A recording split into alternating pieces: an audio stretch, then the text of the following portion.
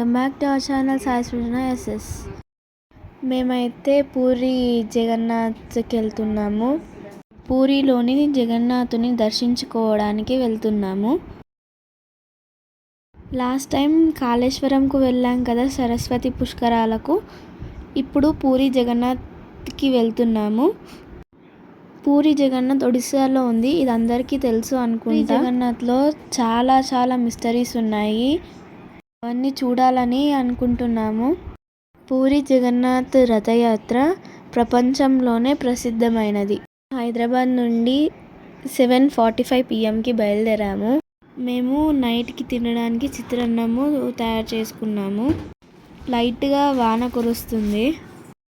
బే of బెంగాల్లో లో pressure ఏర్పడిందంట, అదే అల్పపీడనం అంట. ఇక జగన్నాథునిపై భారం వేసి వెళ్తున్నాము. నైట్ 9:30 PMకి హోటల్ దగ్గర ఆగి డిన్నర్ చేసాము. హైదరాబాద్ నుంచి విజయవాడకు NH65 మీద వెళ్దాము. 2021లో నేషనల్ హైవే 65 పైనే వెళ్ళాము. అనకాపల్లి బైపాస్ ద్వారా విశాఖపట్నం హెడ్ క్వార్టర్స్ దాటాము. మార్నింగ్ సన్ రైజ్ అయితే చాలా బాగుంది. చూస్తున్నారు కదా మీరు వీడియోలో, చాలా అందంగా ఉంది. ఇప్పుడు మేమైతే రాజమండ్రికి వచ్చేసాము. కానీ ఈసారి డైరెక్ట్ అనకాపల్లికి వెళ్ళాము. రాజమండ్రి దగ్గర ఫ్రెష్ అయ్యాము. దాని తర్వాత యలమంచి దగ్గర బ్రేక్ఫాస్ట్ చేసాము. గోదావరి నది చూడండి, చాలా బాగుంది కదా.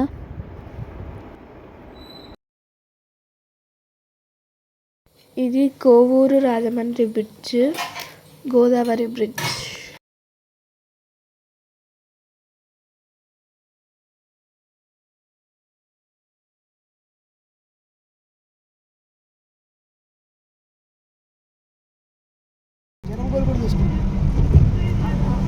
మార్నింగ్ లేసాము.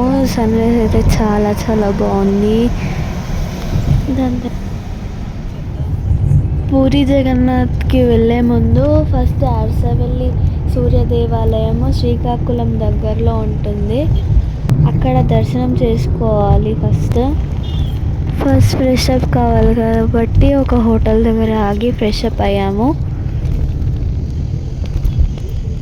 ఇక్కడ విలేజ్ పేరు మురారి, ఇంకొక ఊరి పేరు పురుషోత్తపురం, ఇంకొక ఊరి పేరు కొడవలి.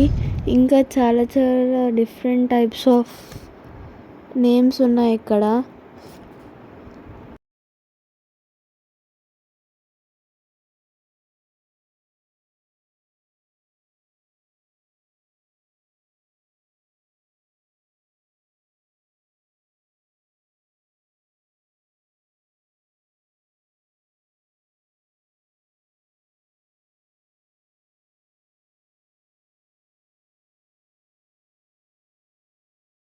నేనైతే చాలా నిద్రపోయాను.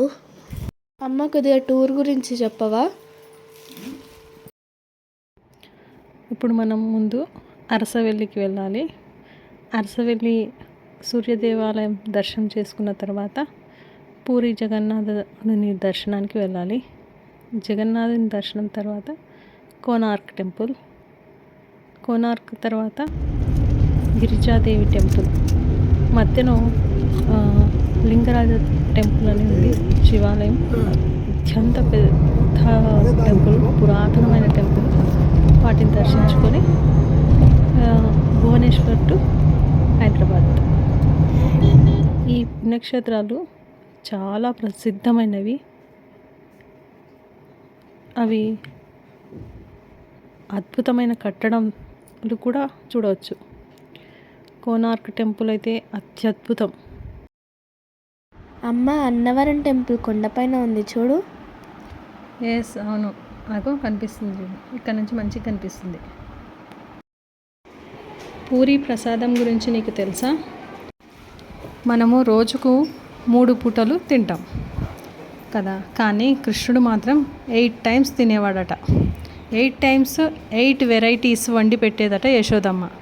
ఒక్కసారి తిన్నది మళ్ళీ తినేవాడు కదట. వారంకు 7 రోజులు కదా, అట్లా రోజుకు 8 వెరైటీలు చొప్పున 56 రకాలు, వారానికి సరిపడ్డ 56 రకాలు ఉండేవి. అయితే ఎందుకు వచ్చింది, మనము ఇప్పుడు అట్లా ఎందుకు 56 రకాలు స్వామికి నివేదన చేస్తారంటే, గోవర్ధనగిరి ఎత్తినప్పుడు వారం రోజుల పాటు తన భక్తులను రక్షించడానికి కృష్ణుడు ఏమీ తినలేదట. ఇక భక్తులందరూ 7 రోజులు సరిపడా రోజుకు 8 రకాల వంటల చొప్పున 56 రకాల వంటలు చేసి పెడతాము కృష్ణ అని మొరపెట్టుకున్నారు. అప్పటి నుండి స్వామికి 56 రకాల వంటలు చేసి నివేదన చేస్తారు. ఇక్కడ ఒక చిన్న హోటల్ కనిపిస్తుంది కదా, ఇక్కడ మేము టిఫిన్ చేసాము. హోటల్ నేమ్ వచ్చేసి చిన్నబాబు హోటల్. ఇప్పటికీ అది కొనసాగుతూనే ఉంది పూరిలో. అక్కడి ప్రసాదం స్వామివారికి నివేదించిన తర్వాత ఒక రకమైనటువంటి సువాసనలు వెదజల్లుతాయి. ప్రసాదం నివేదించక ముందు ఎలాంటి స్మెల్ కానీ రుచి కానీ ఉండదు. అయితే స్వామికి నివేదన చేసిన తర్వాత ఆ ప్రసాదం నుంచి పరిమళాలు వెదజల్లుతాయట. ఇది అక్కడి అద్భుతం.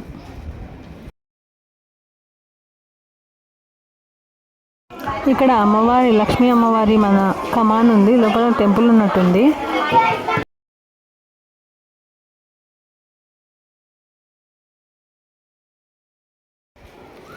ఏపీలో అనకాపల్లి వైపు కొన్ని ఊరి పేర్లు గమ్మత్తుగా ఉన్నాయి. అప్పట్లో ఒక పాట వచ్చింది, గాజువాక పిల్ల గాజులోలం కాదా అనే పాట. ఆ పాటలో ఈ పేర్లు విన్న తర్వాత కామెడీ కోసం రాశారు అనుకున్నారు. కానీ ఇక్కడ ఆ ఊర్లు ఉన్నాయి, గాజువాక, సబ్బవరం. అగో వస్తున్నది సబ్బవరం.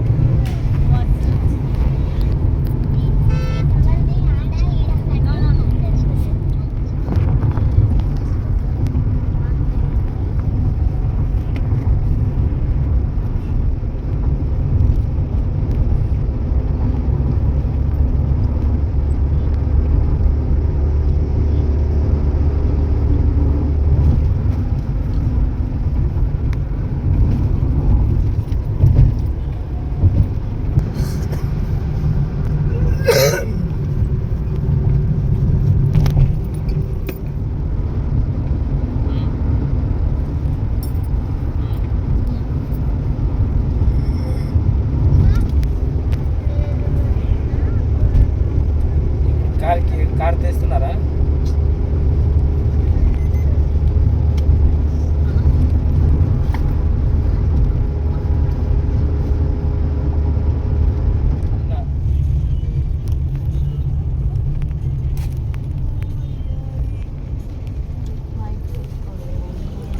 అరసవెల్లికి చేరుకున్నాము. ఈరోజు సండే కాబట్టి చాలా పూజలు అయితే చేయించుకుంటారు. మరి చూడాలి ఎంత రష్ ఉందో. కమాన్కి చేరుకున్నాం. ఈ ఎంట్రన్స్ నుంచి లోపలికి వెళ్ళాలి, దేవాలయంకి వెళ్ళాలంటే. కోనేరు కూడా అక్కడే ఉంది. ఈ ఎంట్రన్స్ నుంచి లోపలికి వెళ్ళి చూడొచ్చు. ట్రాఫిక్ అయితే చాలా ఉంది. ఈ దేవాలయాన్ని 7వ శతాబ్దంలో కళింగరాజు దేవేంద్రవర్మ, అతన్ని మనము ఇంద్రుడిగా అనుకుంటాము. అయితే ఆయన కట్టించినట్టు స్థల పురాణాలు చెప్తున్నాయి. అయితే ఇది కళింగ రేఖ దేవాలయానుసారంగా నిర్మితమైంది. అయితే ఇక్కడ దీనికో కథ కూడా ఉంది. కథ అంటే చరిత్ర. పూర్వము బలరాముని దగ్గర ఉండేది నాగలి. అతని నాగలి భూమికి తగిలి ఒక చిన్న నీటి ధార ఏర్పడిందంట. ఆ ధారను నాగావళి అని పిలుస్తారు. ఆ నాగావళి ధారనే నాగావళి నదిగా మారింది. బలరాముడు ఇక్కడ ఒక దేవాలయం కట్టించాలి అనుకొని ఒక రుద్రకోటేశ్వర లింగాన్ని స్థాపిస్తాడు. ఆ పూజకు అందరినీ దేవతలను ఆహ్వానిస్తే ఇంద్రుడు మాత్రం రాలేకపోతాడు. కొద్ది రోజుల తర్వాత ఇంద్రుడు వచ్చి కలవాలి అనుకుంటాడు. కానీ శివుడు ఏకాంతంలో ఉన్నాడు అనేసి నందీశ్వరుడు అడ్డు చెప్తాడు. అయితే నేను దేవతలకి ఇంద్రుడిని నన్ను ఎందుకు అడ్డు చెప్తావు అనేసి నంది పైనకి యుద్ధానికి వస్తాడు. నంది ఆ ఇంద్రుడి పైన యుద్ధం చేసి ఇంద్రుడిని తోసేస్తే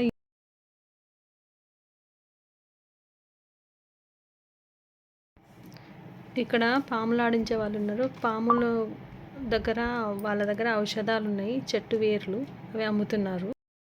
ఇంద్రుడు తనకు తగిలిన గాయాలను మాన్పుకున్నాడు.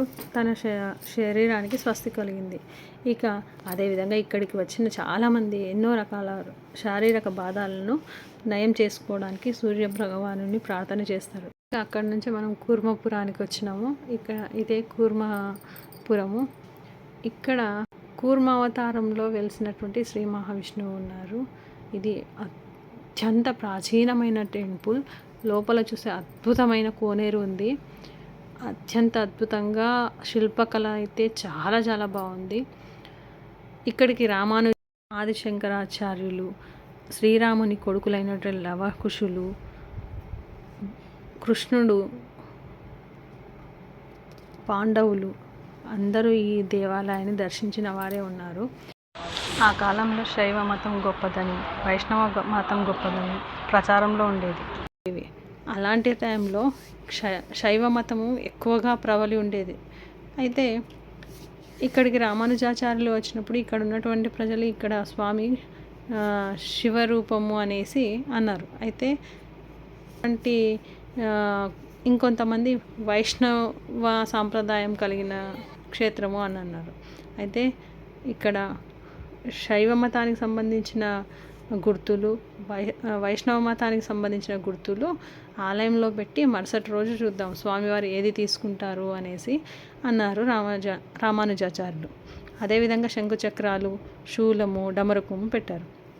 మరుసటి రోజు ఉదయము వచ్చి చూస్తే స్వామివారు శంకుచక్ర నామాలతో ఉన్నారు.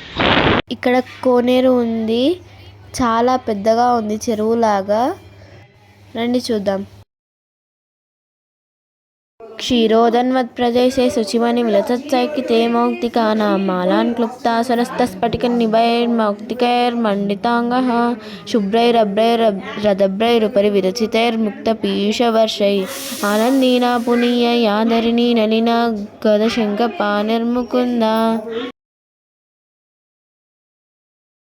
మేము కోనేటిలో స్నానం చేయలేదు, కానీ కోనేటి జలాలను ప్రోక్షణ చేసుకున్నాము. తర్వాత క్యూ లైన్లో నిలబడ్డాము.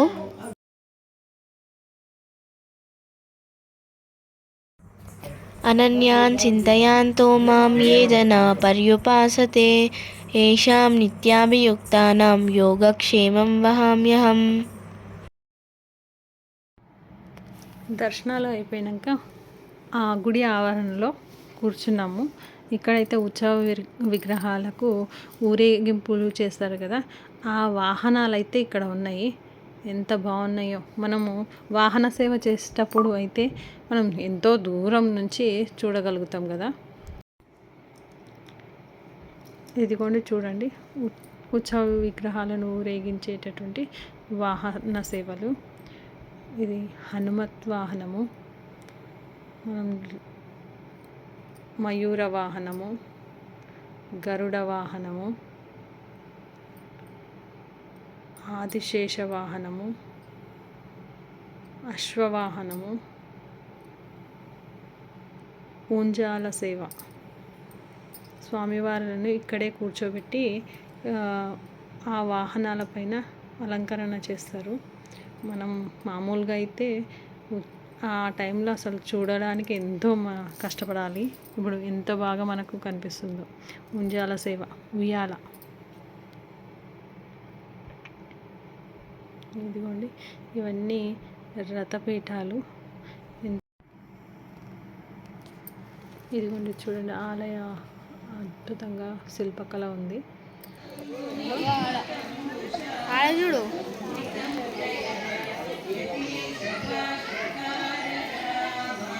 నువ్వు ఇది చూస్తున్నావు, ఆడగుడు. అదే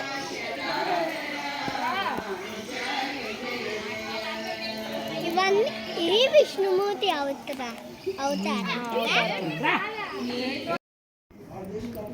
కూర్మపురంలో కూర్మము అంటే తాబేళ్ళు, నక్షత్రపు తాబేళ్లను పెంచుతున్నారు.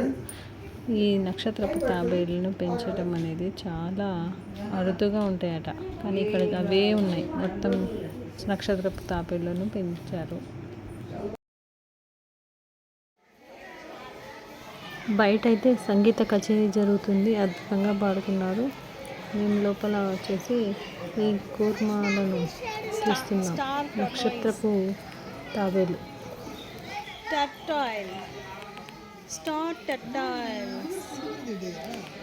పత్రం పుష్పం ఫలం తోయం యో మే భక్త్యా ప్రయచ్చతి తదహం భక్త్యుక్త్వా హృదయం అశ్నామి ప్రయత్నాత్మనః.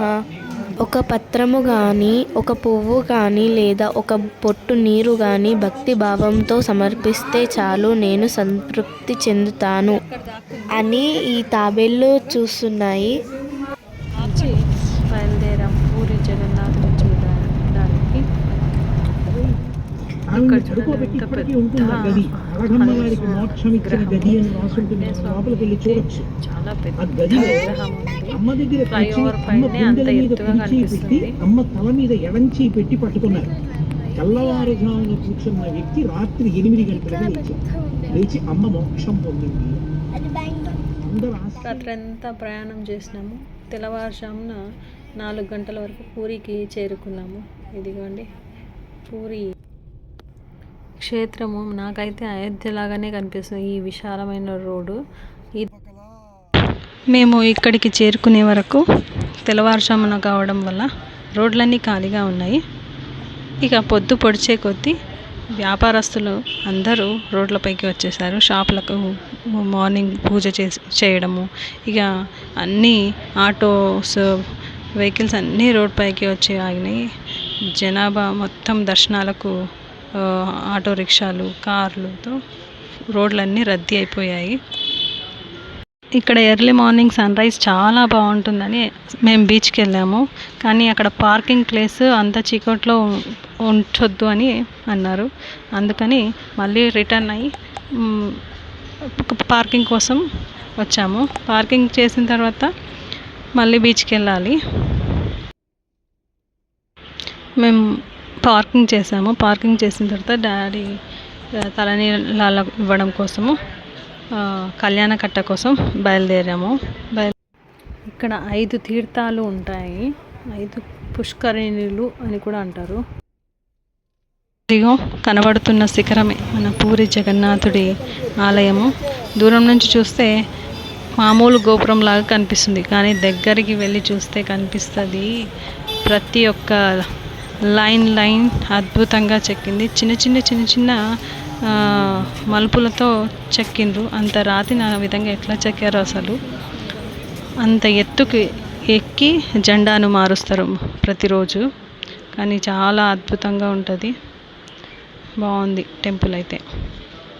ఇక మేము కళ్యాణకట్ట కోసం బయలుదేరాము. కృష్ణాయ వాసుదేవాయ హరయే పరమాత్మనే ప్రణతః క్లేశనాశాయ గోవిందాయ నమో నమః. క్షీరోదన్వత్ప్రదేశే శుచిమణి విలసత్సైక్తికే మౌక్తికానాం మాలాన్ కుప్తాసనస్తస్ఫటికమణి నిభైర్మౌక్తికైర్మండితాంగః శుభ్రైరభ్రైరదభ్రైరుపరి విరచితైర్ముక్తపీయూషవర్షై ఆనందీన పునీయ యాదరిణి నలిన శంఖపాణిర్ముకుంద.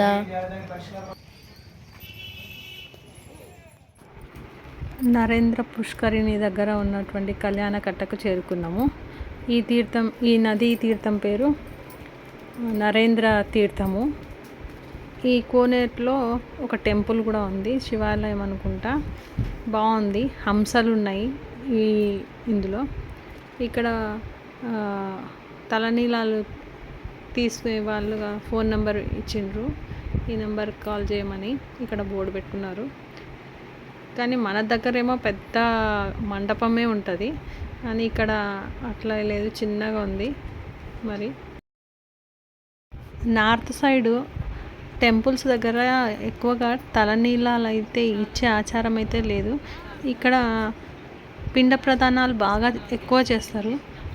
ఇక్కడ ఆలయం చుట్టూ చాలామంది పండితులు ఉన్నారు, కూర్చున్నారు పిండ ప్రదానాలు చేసే వాళ్ళు వస్తారని. అట్లా ఇక ఆ విధంగా అందుకేనేమో మరి తక్కువగా ఉన్నారు. నీటిపైన సూర్య నమస్కారాలు చేస్తుంది.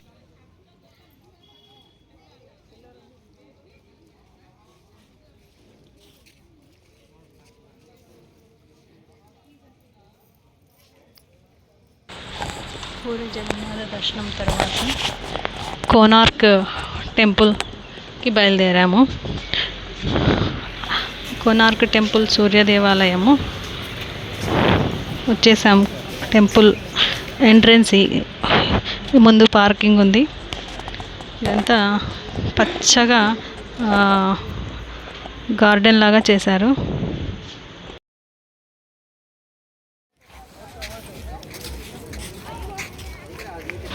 అదిగో కనిపిస్తున్నటువంటి అదే లోపలికి ఎంట్రీ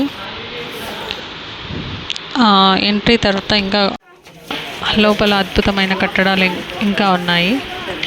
సూర్య విగ్రహం కూడా ఉంది, నల్లరాతితో చెక్కబడి ఉంది. ఇది టెంపుల్ అవుట్లైన్. ఈ టెంపుల్ని యునెస్కో వరల్డ్ హెరిటేజ్ ద్వారా ఇది గుర్తించబడింది ఈ టెంపుల్. అందుకు దీనికి ప్రత్యేక సెక్యూరిటీ కూడా ఉంది. అక్కడక్కడ మరమ్మతులు చేస్తున్నారు. మా చిన్నది మస్తు ఫోటోలు దిగుతుంది. సూర్య దేవాలయం దర్శించిన తర్వాత తిరిగి ప్రయాణమయ్యాము. లింగరాజస్వామి టెంపుల్కి చేరుకున్నాము. ఈ లింగరాజస్వామి టెంపుల్ చాలా పెద్దది. లింగరాజస్వామి టెంపుల్లో 150 ఆలయాలు ఉన్నాయి.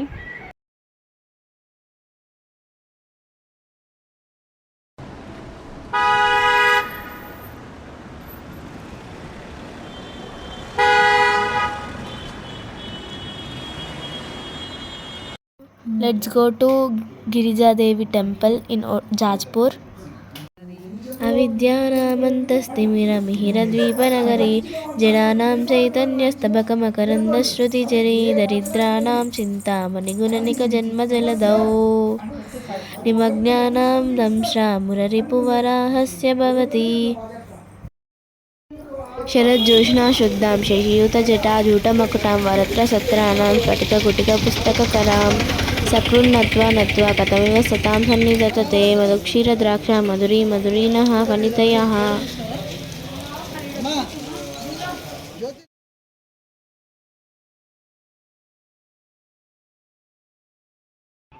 నాభిగయ ఈ క్షేత్రం ఇగో మనం చూస్తున్న ప్లేసే అమ్మవారి నాభి స్థానం. ఇక్కడ పితృతర్పణ కార్యక్రమాలు చేస్తారు.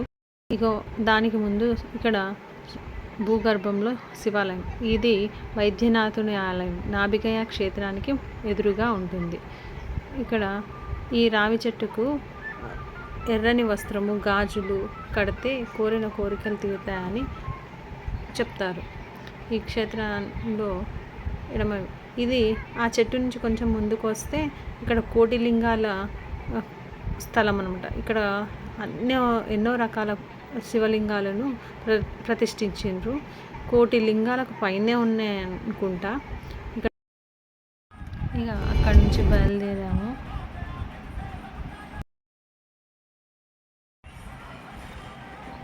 నేరుగా హైదరాబాద్, భువనేశ్వర్ టు హైదరాబాద్ ప్రయాణం కొనసాగిస్తున్నాము.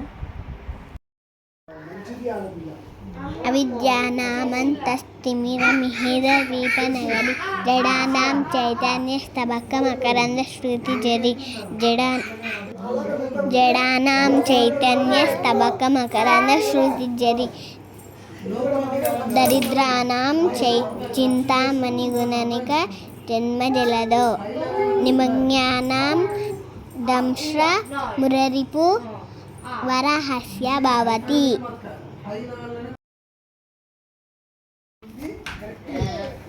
Thank you for watching. Like and share and subscribe this channel.